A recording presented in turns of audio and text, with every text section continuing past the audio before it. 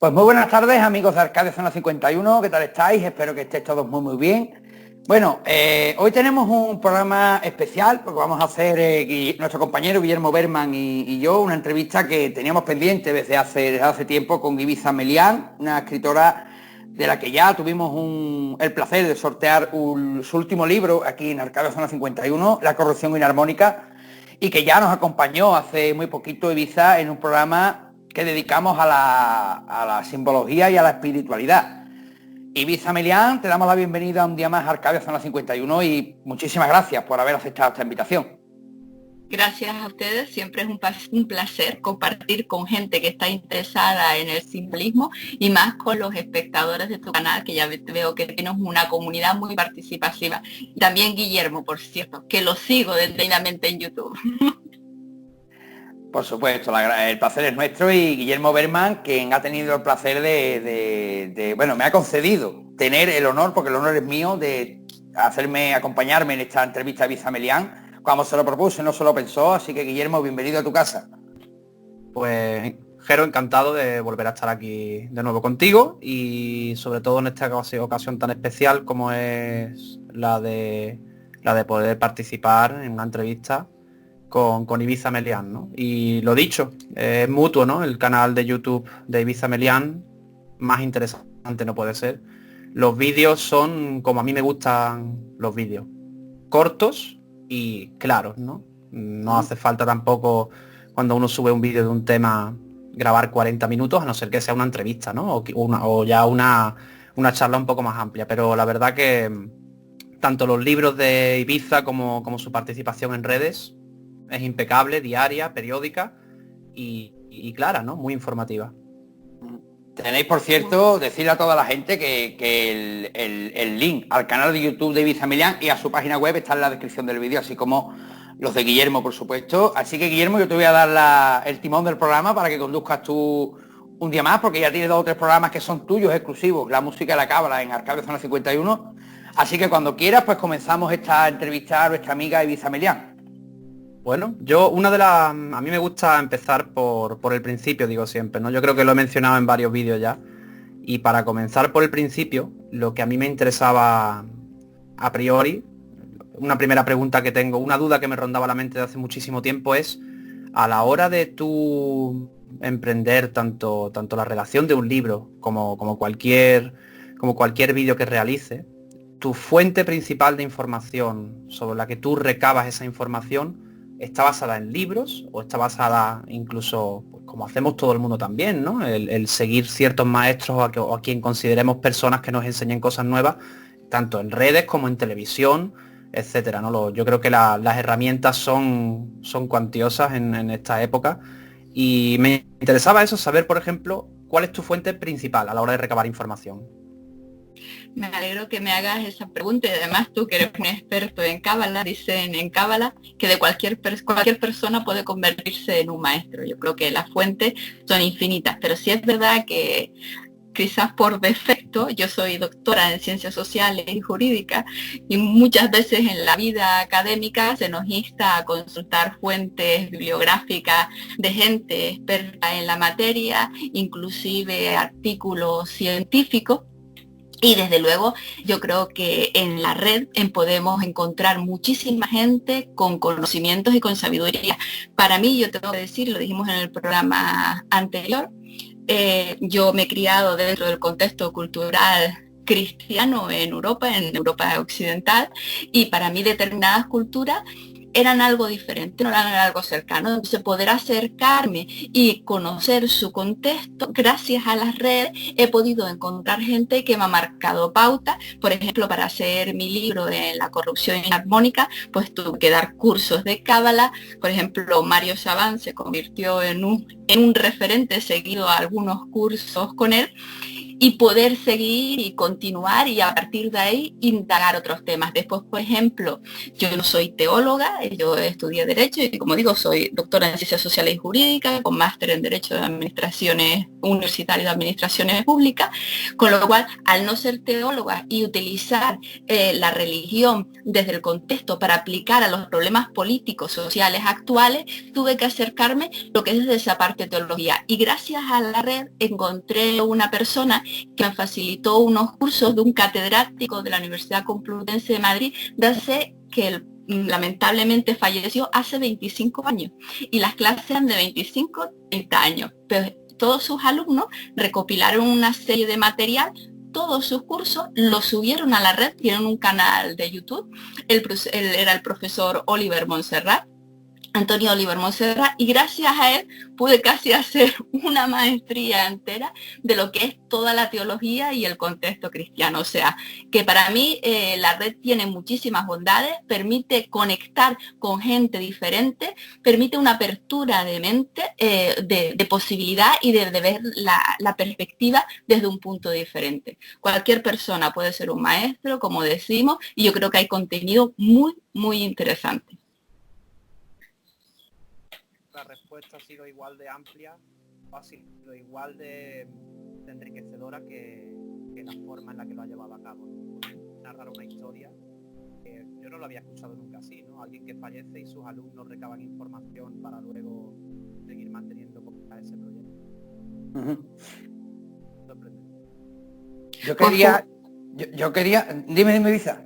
No, simplemente decir, y además le recomiendo a la gente que visite la web, su canal de YouTube, que han recopilado toda la información. Y tengo que decir que desde el primer momento que me puse en contacto con ellos, me facilitaron todo el material.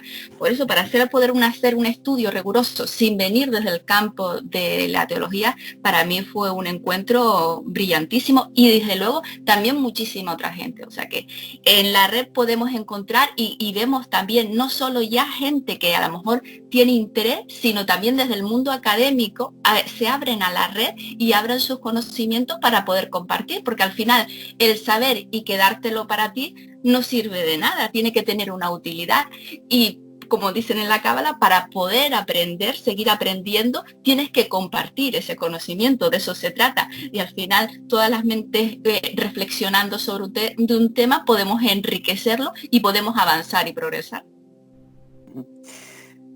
Yo quería preguntarle a Ibiza, precisamente por su último libro, La corrección inarmónica, y más en estos tiempos, ¿no?, que estamos viviendo, donde tantos casos de corrupción se están destapando en todo el mundo diariamente, pero donde yo más casos de corrupción veo, los habrá en todo el mundo, pero en Europa, por lo que sea, pues salen a la luz más rápidamente. ¿Qué es lo que lleva a Ibiza a escribir un libro como La corrupción inarmónica? Mira, yo creo que todo viene la experiencia vital personal de cada persona. Yo he sido concejal de un pequeño ayuntamiento durante 12 años. Venía lo primero que me titulé, para que vean las cosas de la vida y cómo cambia, fue del sector turístico. Pues yo creía que la promoción turística tendría que cambiarse, tendría que aportar desde un prisma más profesional. Vemos como ahora uno de los motores principales españoles es el turismo y cómo repercute en nuestra economía. Pues en base a eso, en ese ganas de cambiar, me incursioné en la vida pública. Como digo, estudié graduado en Derecho, tengo un máster de Comunicación Política, en Derecho a Administraciones Públicas, llegué al doctorado, pero desde la perspectiva de que al final todo eso, para lo único que sirve, esos estudios, es para poder aportar tu granito de arena a los demás, es decir, en qué vas a contribuir tú a que esto mejore, que es de lo que se trata.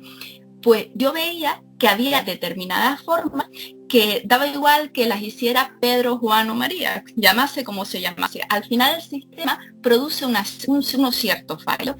Uno de mis primeros libros fue Historia de un pueblo, lo escribí sobre el 2008, cuando la plena crisis económica, y hablaba de un pueblecito que se llamaba alegóricamente Matambre, donde había una serie de caciques que mantenían todo el pueblo bajo la corrupción. Y entonces se dieron cuenta de cómo el sistema español de la restauración, que va de finales del siglo XIX hasta cuando llega, bueno, prácticamente la República, antes estaría la dictadura de Miguel Primo de Rivera y después la banda de Belenguer, pues como ese sistema en determinados aspectos era muy parecido a la etapa democrática vigente, cómo se repetían ciertos cauces.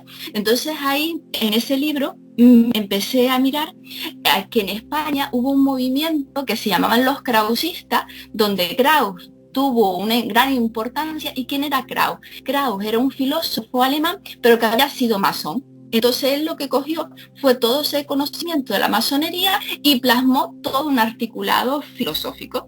Bueno, pues me di cuenta que en España las ideas de la Ilustración, del Estado liberal, no llegaron a penetrar y que había un choque. Si en el norte todas esas ideas permitieron el desarrollo, en el sur eran avances y retrocesos, y que se creaban dos bandos muy enfrentados siempre. Esas características son muy similares tanto en España como en los países latinos de Portugal, Grecia, Italia y Latinoamérica. Es más, después escribí otro libro que se llama La corrupción en España y sus causas, y tiene un capítulo que se llama La utopía del gobierno de los mejores, y que me daba cuenta que, por ejemplo, en Portugal, en Italia, en Grecia y en España tuvimos dictadura y salimos más o menos al mismo tiempo. Si aquí hubo la dictadura de Franco y llegamos después a la democracia, en Portugal hubo la de los coroneles y en Grecia hubo también otra dictadura para llegar después a la etapa democrática. Y Latinoamérica son recurrentes avances, retrocesos, periodos dictatoriales y vuelta a empezar. Entonces, ¿qué nos diferencia? Corrupción siempre habrá. El ser humano es el ser humano y no hay unos seres humanos peores ni mejores. Todo el mundo puede cambiar y todo el mundo es capaz de sacar su mejor versión de sí mismo o la peor. Una misma persona puede hacer un día lo mejor y lo peor. ¿Cuál es la diferencia entonces? Que en el norte de Europa lo supeditan y son conscientes de que el ser humano es imperfecto. Y puesto que somos imperfectos y todos podemos meter la pata, entonces lo que tenemos que hacer es blindar el sistema. Y para eso se crea la división de poderes, el control de los poderes. ¿Y quién crea eso? Montesquieu. ¿Y qué era Montesquieu? Masón. Sin embargo, en el sur de Europa lo supeditamos todo, que vemos a elegir una persona y por el hecho de ser político lo tocamos con una varita mágica y se va a convertir en un ser perfecto. Pero si todos nos equivocamos, todos metemos la pata, porque vamos a decir que, oye, además, gracias a esos errores aprendemos y avanzamos. Sin embargo, tenemos la percepción de que no, de que en política el que llega va a ser completamente bueno. ¿Qué es lo que hace eso? Que la gente que llega al poder meta la pata y lo que hay una gran desafección y cada vez mayor. Y creemos en ese cirujano de hierro, que es un término acuñado en España, que nos va a venir a salvar de todos los males. Y esa separación de poderes, que en el norte de Europa está bastante afianzada, en el sur de Europa se diluye. Vemos cómo se renuevan las constituciones, cómo se intentan perpetuar en el poder, cómo a veces hay fricciones entre el poder legislativo, el ejecutivo y el judicial, cómo a veces el legislativo queda completamente solapado por el ejecutivo, cómo los sistemas, por ejemplo, en el mundo anglosajón de circunscripción uninominal, por ejemplo en Inglaterra y en Estados Unidos, tú puedes ser el presidente y los miembros de los parlamentarios de tu mismo partido votan en contra tuya y no pasa nada. Sin embargo, en el sur de Europa, en nuestra constitución hay un punto que se llama la prohibición del sistema del mandato imperativo, que eso estaba en la Edad Media, donde los señores mandaban a sus lacayos, digamos, al Parlamento para que votaran lo que ellos querían. Pues entonces en el sur de Europa, digamos que la disciplina de partido podría convertirse en un presunto mandato imperativo, porque al final, si tú tienes que hacer lo que te diga tu propio partido y tú no vas a poder decidir por ti mismo si crees que una opción es buena o una opción es mala, estamos diluyendo la separación de poderes o ese control que debe ejercer el poder legislativo. Entonces vemos cómo en los análisis de corrupción hay más corrupción, más desviaciones del sistema en el sur que en el norte. Y después, por ejemplo, también vemos como en el norte de Europa no se permite que los funcionarios sean políticos. Tú quieres ser político, pues te vas a la carrera funcionarial. Sin embargo, en España se permite ir de un lado a otro. ¿Qué puede pasar esto? Que si tú, presuntamente, esos son ejemplos y no estoy diciendo nada, pero si tú eres funcionario que tienes el deber de controlar al político y estás esperando que subir dentro del partido político y que te pongan en un cargo mejor, pues a lo mejor todos somos humanos y tendemos a ser más laxos en las decisiones. Incluso si tu puesto dentro del partido depende de que el líder te ponga o no te ponga, pues si yo veo que el líder a lo mejor no hace una cosa totalmente correcta, pero si me enfrento contra él, me quitan del partido o no me ponen en las próximas listas, pues ese control pues tampoco presuntamente funcionaría. Sin embargo, en el norte de Europa, con determinados sistemas, los cogen. Bueno, pues llegar a este punto y viendo todas las situaciones de cómo en el norte se elige un sistema y en el sur elegimos otro, y en el sur la solución que ponemos es que quitamos a los blancos, ponemos a los amarillos y se va a solucionar todo, lo cual nunca ocurre, porque los amarillos, los blancos, los morados, lo que sea, los del color que sea, se pueden equivocar. Entonces, y lo mismo en Latinoamérica. Entonces, ¿por qué pensamos así? ¿Por qué pensamos de esa forma tan irracional? Pues empecé a tirar del hilo y me di cuenta de todo ese pensamiento filosófico. La humanidad, hay que entenderlo, hasta 1800 vivíamos casi paupérrimamente, es decir, no teníamos prácticamente nada. De 1800 aquí, 200 y pico años, hemos crecido exponencialmente. Es verdad que todavía hay gente que debemos orar, que debemos hacer que sea más social y más equitativo, pero sí es verdad que la sociedad ha avanzado muchísimo. Ha aumentado la esperanza de vida, se ha reducido la mortalidad, los índices de pobreza han disminuido considerablemente en comparación a que en aquella época. Entonces, ¿qué es lo que se produjo ahí? Todo el mundo dice que es debido a la revolución industrial, pero ¿por qué se produjo esa revolución en determinados sitios? Fue más fuerte que en otros. Entonces, ahí es donde tiene cabida todo ese pensamiento. Porque mi planteamiento, y es el que hago en la corrupción inarmónica, es que eso económico es consecuencia de un pensamiento religioso y filosófico anterior. Tú no adoptas esas ideas por sí que sí. Las cosas no salen en un momento determinado porque brilla una idea. Solo dice la masonería, la cábala. Al final, tu idea es porque tú has basado en lo que decíamos al principio, en fuentes, en muchísimas fuentes y conocimientos anteriores. Por eso el conocimiento no es tuyo. Tú has llegado ahí porque te has basado en el trabajo de muchísima gente y tu obligación es compartirlo con los demás. Bueno, pues todos esos movimientos tirando del hilo, vemos cómo en determinados sitios entra un determinado pensamiento religioso filosófico y en otro no. ¿Cuál es la diferencia? Que en el sur de Europa tuvimos y hay que analizarlo en su contexto. No podemos intentar juzgar con la mentalidad del siglo XXI en aquella época, porque no tendría ningún sentido. El pasado no se puede cambiar, lo único que se puede mejorar es el presente y el futuro, con lo cual no tiene sentido. ¿Qué es lo que hubo en ese momento? Y además, seguramente en ese momento tenía sentido. Lo explicamos la última vez. La religión, el cristianismo quería mantener una hegemonía. Además, ellos creían en la teoría de la restauración del pueblo de Israel, que el fin de los días iba a venir sobre la marcha, que todo se iba a acabar y que para que eso llegara, lo necesario para que volviera por segunda vez Cristo, la parucía, era necesario que se convirtiera en una serie de tribus, es decir, una serie de representantes. Fue la promesa que Dios le hizo a Abraham, de que lo haría padre de diferentes naciones. Entonces, ¿por qué lo que en San Pablo o la Iglesia Católica interpreta es que había que producir esa evangelización? Y producir esa evangelización, los apóstoles se fueron por diferentes sitios y fueron evangelizando. De ahí que para la Iglesia Católica la actividad misionera y evangelizadora fuera vital, porque católico, Iglesia Católica viene de católicos, que es universal. Ellos querían convertir la religión universal, pero porque su creencia era así. Y no se podía fraccionar el grupo, porque si no, no iba a llegar la salvación. Entonces, ¿qué hizo la Iglesia Católica? Controló el dogma, es decir, lo que se tenía que decir. Vemos como los católicos no teníamos por qué saber ni leer ni escribir, porque el dogma lo recibíamos de los supuestos descendientes o sucesores de los apóstoles, que eran los obispos. Después en 1200 se deja que los sacerdotes, los presbíteros, den el mensaje, se les permite que ayuden a los obispos, pero tenían que ser esto, tú no podías leer la Biblia. Y es más, en el 436, cuando cae el Imperio Romano, en 476, cuando cae el Imperio Romano, la Iglesia Católica se hace heredera cultural del Imperio Romano y es la que mantiene toda la evangelización. Entonces intenta mancharse con el control, intenta mantener el grupo unido, todo el control, y todo el mensaje lo transmite en latín, cuando el pueblo no hablaba latín.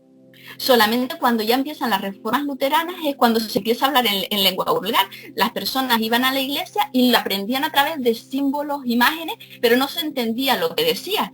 Y hay que recordar que hasta el Concilio Vaticano II, que fue en el 1600 y pico, las misas se decían en latín, con lo cual no entendía. En el siglo XIX en España había unos índices de analfabetismo, y en el sur de Europa de cerca de un 90%, 80 y pico por ciento.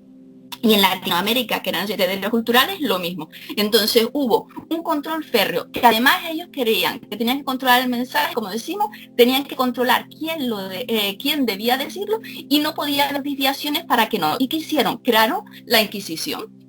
La Inquisición se creó y se terminó por controlar todo, qué se debía creer, qué no se debía creer, los componentes, incluso en España y en Portugal, que dependía mucho de la monarquía, decidían quién ponían y quién no ponían al frente de ella. Pues en ese momento los llegaron a controlar todo y estuvo operativa hasta el siglo XIX. Entonces tenemos una mentalidad de muchísimos siglos. ¿Qué es lo que pasó en el norte de Europa? En el norte de Europa vino un movimiento que fueron, todo este pensamiento venía de Egipto, los caldeos, Egipto. Pues en Egipto ese pensamiento pasa a los griegos, de los griegos pasa a los árabes, de los árabes llega a Europa. En España tenemos la ciudad de las tres culturas, que es Toledo, donde llegan muchísimos textos. Y en el Renacimiento, cuando cae el Imperio Romano de Oriente, se llevan todos esos textos en el idioma original, en el idioma del griego, lo aprende la escuela platónica de Florencia y se transmite lo que era el hermetismo, la cábala cristiana, todo ese conocimiento. Todo ese conocimiento penetra en Europa. En el sur de Europa, como decimos, no se deja entrar. ¿Dónde prolifera? En el norte aparece el iluminismo Rosacruz. El iluminismo Rosacruz, que Sacopio es una mezcla entre cábala cristiana, ese egipcio y lo que decimos el hermetismo. Y además, recordemos lo que era la leyenda de Christian Rosenkreuz. ¿Qué dice Christian Rosenkreuz? Vino a España, en España lo rechazaron. ¿Qué es lo que pasaba con la Iglesia Católica? Rechazaron todo ese conocimiento, alegóricamente es una leyenda, y se fue en Alemania. Y en Alemania fue donde se pudo expandir. En eso además hay dentro de la Iglesia cristiana un componente que es el misticismo cristiano. Misticismo cristiano abanderado por San Bernardo de Claraval. San Bernardo de Claraval dice que no hay que tener una religión exterior, sino interior, y que Cristo debía nacer en el corazón. ¿Qué es lo que pasó? San Bernardo de Claraval, que eso es muy importante, todo este misticismo defiende las teorías de Platón, porque recordemos que en todos los cultos esotéricos está el idealismo platónico presente. Sin embargo, en la Iglesia Católica hay un movimiento emergente que es la escolástica, que defendían a Aristóteles, un mayor que pretendían razonar a Dios. Sin embargo, San Bernardo, que era el que hizo la regla de los templarios, dice, Dios no se puede razonar, sino se tiene que experimentar. No puedes razonar, no se puede llegar a esa conclusión de que es Dios, sino tú tienes que sentirlo, y sentirlo internamente. A lo mejor lo que siente una persona es completamente distinta a otra. ¿Qué es lo que pasó? Que las teorías de San Bernardo de Claraval pierden la partida. De San Bernardo de Claraval pasan a Joaquín de Fiore, y esto es lo importante. Pasan a Joaquín de Fiore, y Joaquín de Fiore plantea una teoría donde dice que el mundo la historia se dividía en tres partes. La primera parte era la edad del Padre. La edad del Padre correspondía al Antiguo Testamento. En el Antiguo Testamento las personas eran esclavos. Después tendría la edad del Hijo, que es cuando llega el Nuevo Testamento y llega Cristo. Bueno, pues en esa parte las personas todavía seríamos siervos, no seríamos esclavos, pero seríamos siervos, es decir, jóvenes. Necesitaría un intermediario para llegar a Dios. Ese intermediario es la propia iglesia, que es el interlocutor de Dios. Tú no puedes acceder a Dios directamente. Pero vendría una tercera etapa que se llamaría la edad del Espíritu Santo. ¿Y qué es lo que dice la edad del Espíritu Santo? Que en esa edad todo el conocimiento sería revelado. Y que en ese momento el ser humano no necesitaría intermediario alguno, sino que tú podrías conectar directamente. Ya no se harían falta ni reglas ni leyes. ¿Por qué? Porque todos habríamos descubierto nuestra chispa interior, como le llamaban los gnósticos, la estrella flamígera, como le llaman los masones, la rosa roja, como le llaman los rosacruces, diferentes puntos. Bueno, pues todos descubriríamos eso. Kant lo llamaba también, y de ahí él hizo su teoría del imperativo categórico de hacer el bien por el bien mismo. Descubriríamos esa chispa y no necesitaríamos ni leyes, ni gobiernos, no necesitaríamos absolutamente nada, porque haríamos las cosas porque nosotros entenderíamos que tenemos que hacerlo así, no porque alguien nos mande. ¿Qué es lo que pasó? Joaquín de Fiore, que algunas de sus tesis después de muerto, pues se declaran que no están dentro de lo correcto, tiene unos seguidores. Esos seguidores es el joaquinismo, y el joaquinismo llega a la conclusión de que la iglesia exotérica de Pedro, que es la actual, daría paso a la esotérica de Juan. Todos sabemos que dentro del martinismo, dentro del rosacrucismo, dentro de la masonería, se suelen abrir los trabajos por el libro de San Juan. ¿Por qué? Porque es el más gnóstico de los evangelios. Tiene un principio en un lenguaje eminentemente gnóstico y es el más místico. Habla de la palabra y la palabra era Dios, términos que aparecen desde Egipto en las diferentes corrientes esotéricas. Entonces, claro, la iglesia dice, bueno, pues si dicen eso es que es un ataque propio contra nosotros. Si están diciendo que va a ser la iglesia esotérica de Pedro, hay un de Juan, va a haber un ataque hacia nosotros. Pues todo este movimiento, que es esa libertad, donde el ser humano iba a alcanzar la libertad, el joaquinismo, a partir del joaquinismo se configura el iluminismo Rosacruz. El iluminismo Rosacruz que coge las ideas de Joaquín de Fiore, de joaquinismo, y las de Paracelso, la alquimia. De ese movimiento Rosacruz penetra en la masonería. ¿Y quiénes son, qué movimientos son la masonería? La masonería se divide en tres partes, supuestamente. La masonería operativa, que es de los constructores de las catedrales góticas, que es donde viene el término de logia, que era donde se reunían los masones, es decir, los constructores al lado de las catedrales para construirlas, era simplemente eso. Eran secretas porque todos los gremios de la época se dotaban de unas normas para trabajar, como el resto. Y cuando esa masonería operativa empieza a caer en la construcción de las catedrales, aparecen los masones aceptados, es decir, se aceptan dentro de los gremios a otras personas distintas. Y en un determinado momento, cuando ya pasa todo esto, a partir de 1717, ya no hay esos gremios, no existe nada, se crea la Gran Logia de Inglaterra, donde se configuran diferentes logias de masones ya todos aceptados. Esa masonería es teísta, es decir, se exige que se crean un Dios revelado. ¿Cuál es digamos, lo renovador?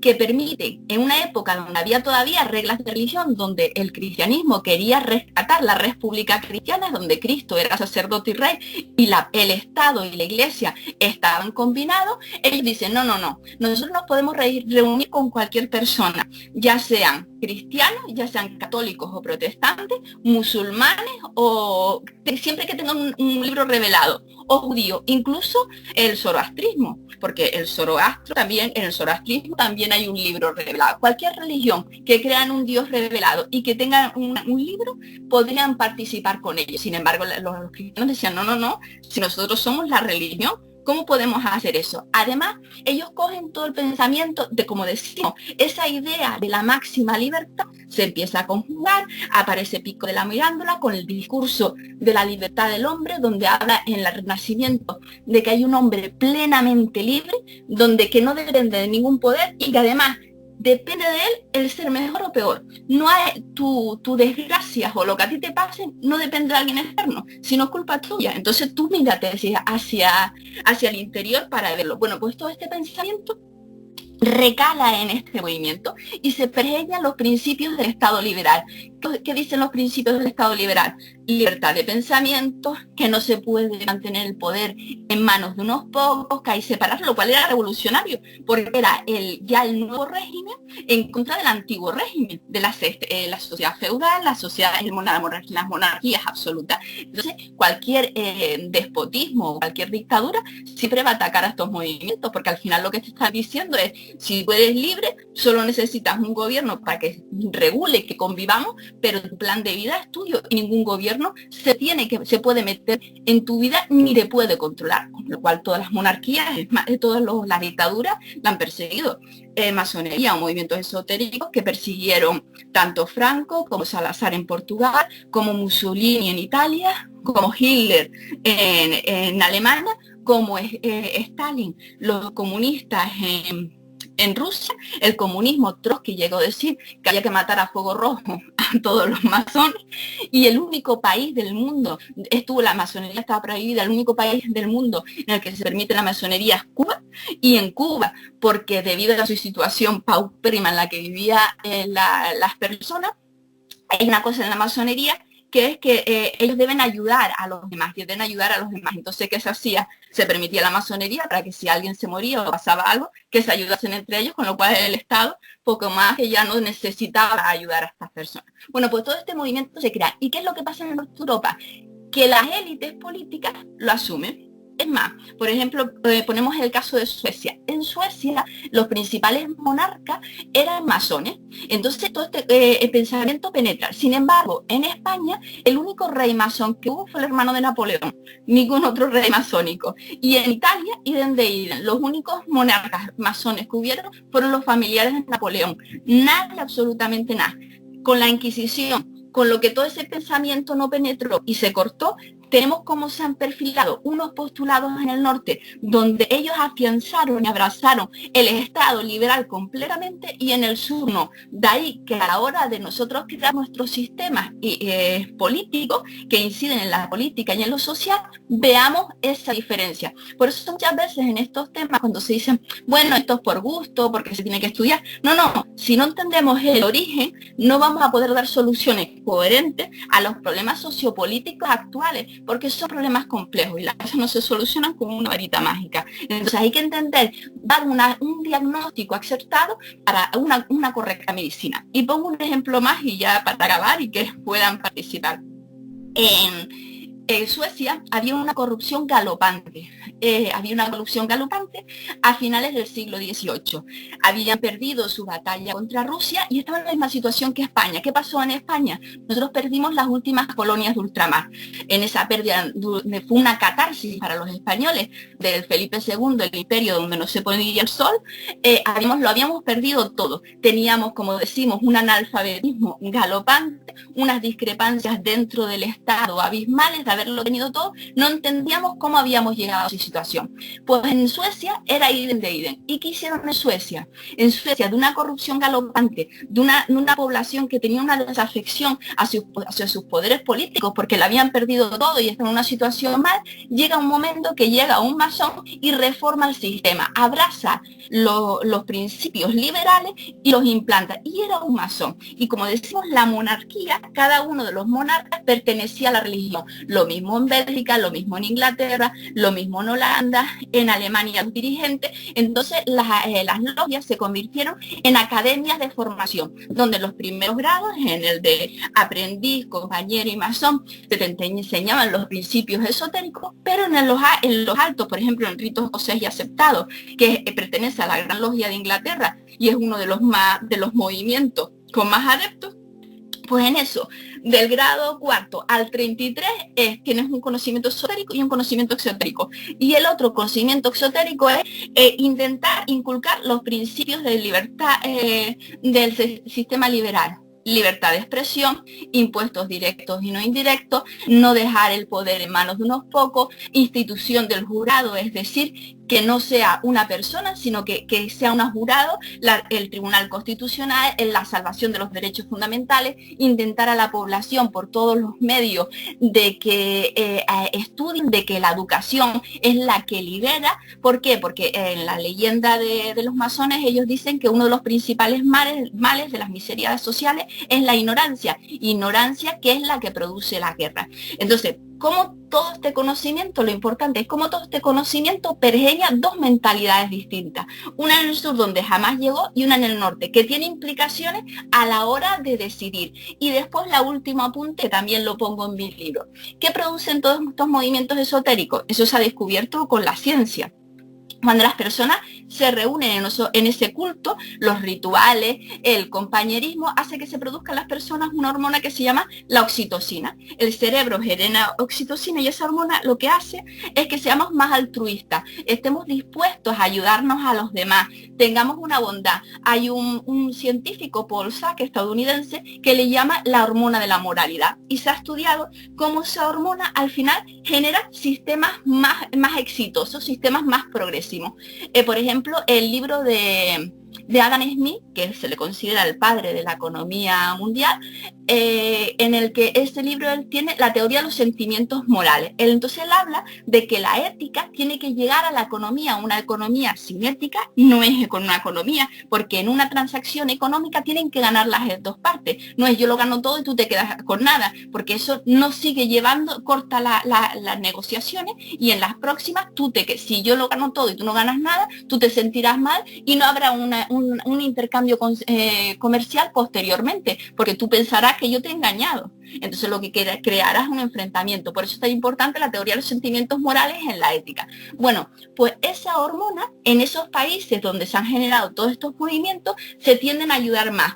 ¿Qué es lo que pasa? Que esa hormona se inhibe con la testosterona. ¿Y qué es lo que genera la testosterona? La testosterona lo que hace es que nosotros nos cerremos en clanes y digamos, pues los blancos somos los mejores y vamos a estar contra los rojos y no los vamos a dejar pasar, y terminan cosificando a la otra fracción y termina habiendo unos enfrentamientos brutales entre la otra fracción, porque no los ven allegados a ellos, los ven como signo contrario.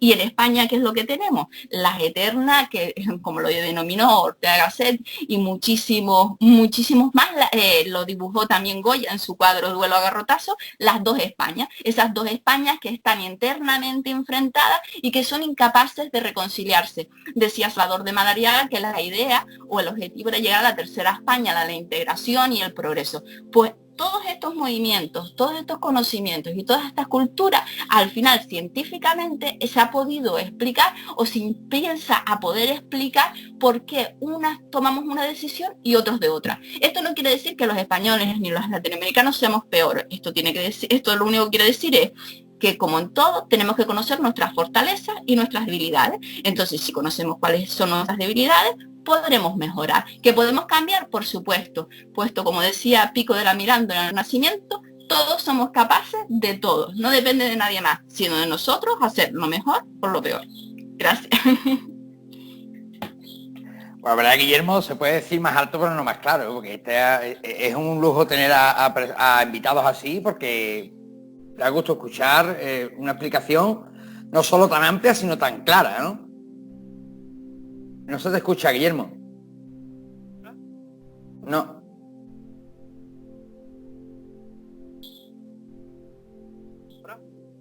Se te va, tío, se te va. Quita el micro, ve.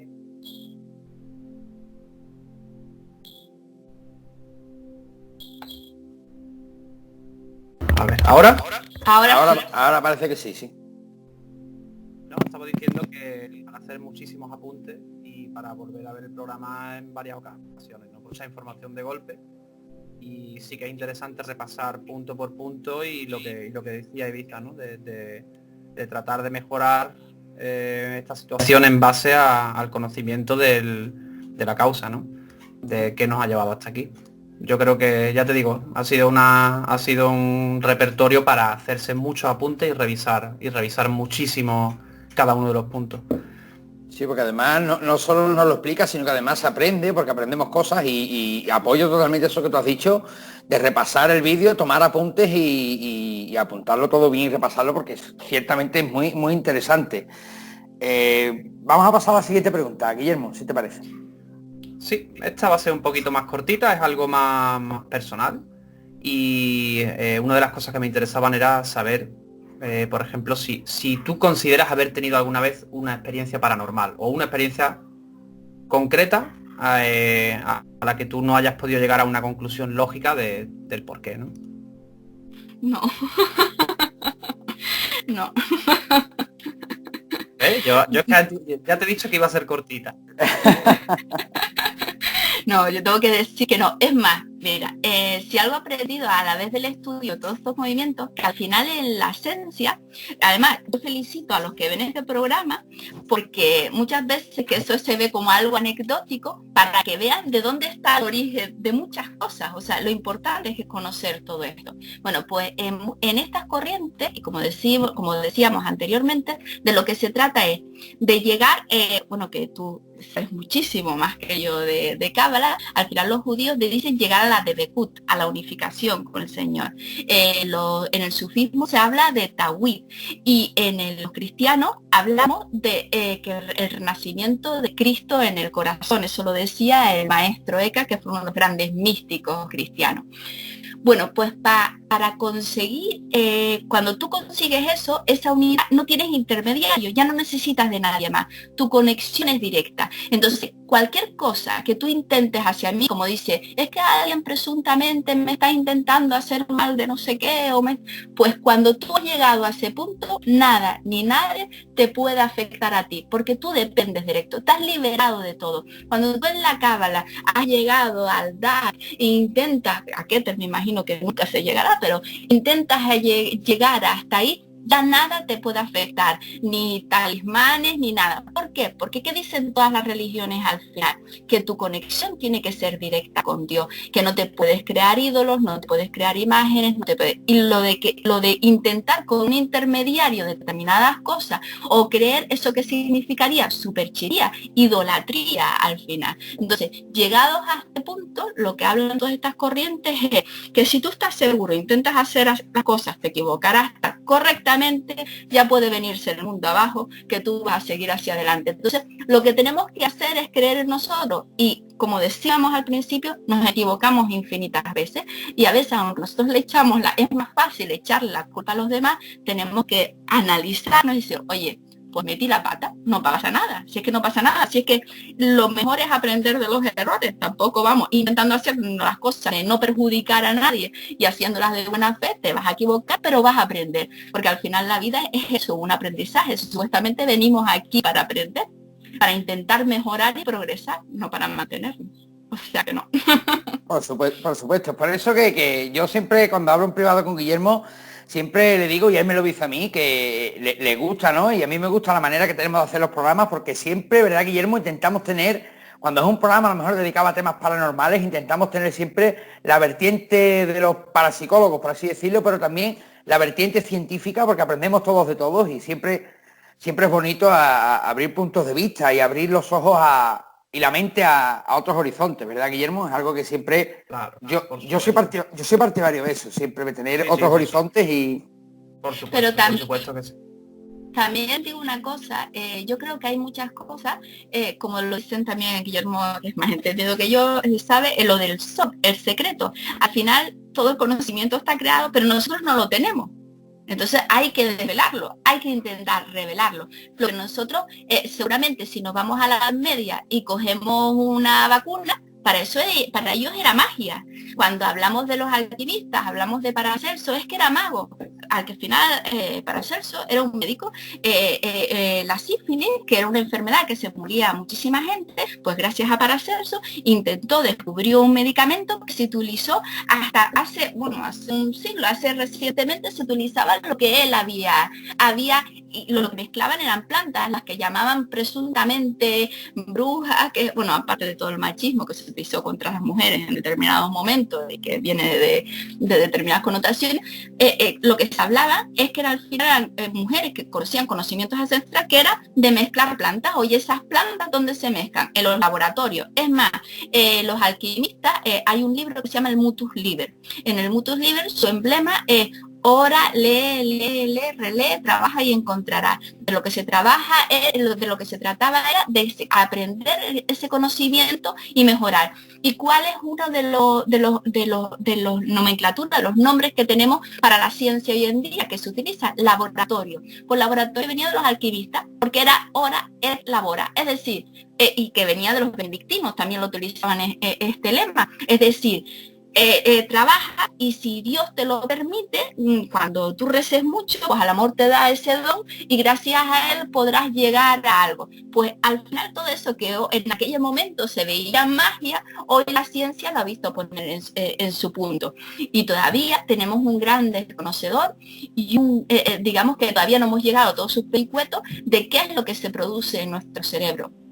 Hasta qué punto la focalización de energía, la focalización de pensamiento, la égora se llama, cuando en determinada grupo dice que cuando varias personas se reúnen, que por ejemplo se ha intentado, ¿no?, a través de la oración cristiana, cuando varias personas se reúnen y focalizan todos sus pensamientos, esa energía que es capaz de producir esa alteración. En el antiguo Egipto, ellos lo intentaban a través del pensamiento, que era para ellos, era lo primordial, llegar a ese estado puro, ¿no?, llegar a ese estado de pensamiento. Ellos a través de ese pensamiento intentaban modificar las alteraciones físicas. Es decir, lo que nosotros llamamos lo que presuntamente era magia, con ese pensamiento modificarlo. Pero ¿qué tenían los egipcios? Los que practicaban la magia en los egipcios eran los magos del estado egipcio, que eran los representantes del faraón. Y siempre tenía que ser, solo se dejaba a las personas con pensamiento puro, es decir, con una intencionalidad siempre correcta. Es más, si se cogía a alguien haciendo magia fuera de esos estamentos o para fines que no eran los correctos, te podían incluso hasta matar.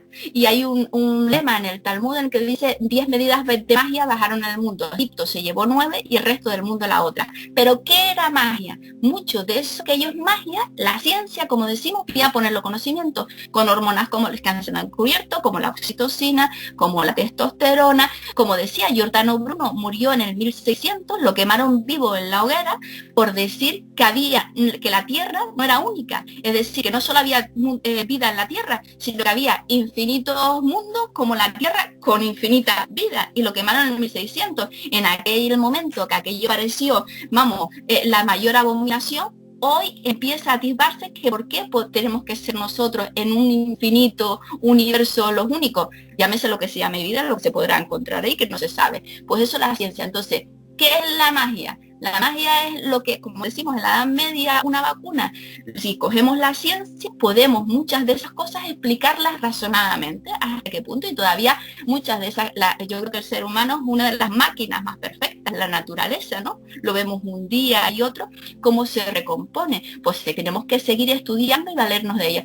Yo creo que lo ideal, ha habido una dicotomía, y eso lo explicaba el iluminismo Rosacruz.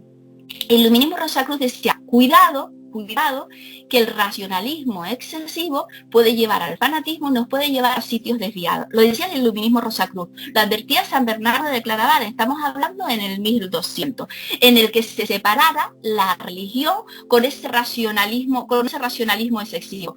Cuando se llegó al periodo de la Ilustración, se intentó decir, pues todo este conocimiento que venía de antes, de miles de años anteriores, esto no sirve nada de nada y solo es el racionalismo. ¿Qué es lo que dice la Cábala?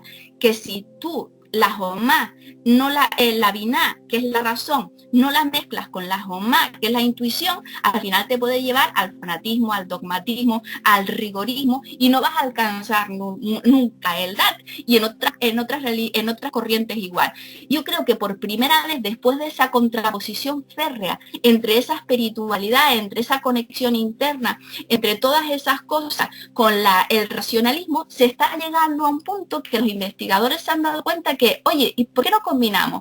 Cuando decimos, por ejemplo, ahora que ha pasado todo esto, que no es magia, pero todos sabemos que si tú comes bien, haces deporte, tienes pensamientos positivos, intentas no llevar estrés, eso sube tu sistema inmunológico. Si subes tu sistema inmunológico, eres menos tendente a enfermarte de determinadas cosas. Y si te enfermas, lo que puede ser es que no te dé tan agresivamente como en otro, que tú tienes que ir siempre al médico. Y siempre la ciencia acompañada lo primero. Eso decírselo a todo el mundo. Al médico hay que ir porque son profesionales y gente que está estudiando siempre y conocimiento que se ha avanzado muchísimo, pero que se puede complementar para mejorar, es decir, una comida sana, una vida sana y demás. Pues todo esto la ciencia le está poniendo a nombre a cosas que antes se veían como magia. Y yo creo que cuanto más avancemos, pues determinadas cosas se podrán descubrir cuál es ese razonamiento y se podrán conjugar las dos materias, que yo creo que no son enfrentadas, sino se pueden complementar perfectamente. Pues Ibiza, yo te voy a emplazar a otra entrevista como tú tengas hueco, porque ya hemos comprobado que tienes una agenda muy apretada y eso es buena señal de que tienes trabajo. Así que yo te voy a agradecer enormemente que nos hayas querido acompañar este ratito a Guillermo y a mí en este canal que ya es tu casa, y como tú amablemente puedas o tengas el gusto de querer estar con nosotros, pues eres bienvenida, por supuesto. Yo, para mí, un placer, se los agradezco muchísimo, y de lo que poder compartir y hablar y charlar con todos los amigos de esos temas que nos apasionan a todos, yo creo que es una gran alegría, un gusto, y por supuesto que siempre estaré contenta y dispuesta, y será un placer a que me invites a tu programa, y buscaré, porque con esto de escribir y demás, pero yo buscaré, lo pondré en mi agenda, yo soy muy meticulosa y lo apunto y cumplo. Perfecto, pues como tú tengas un hueco, nos avisas a mí o a Guillermo y rápidamente te preparamos un programa. Y a Guillermo, darle las gracias por haberme querido acompañar, todo un placer, y Guillermo, un placer, tío. Se te ha ido otra vez. Se te ha ido al final. Vale, ahora parece que se le escucha un poquito mejor.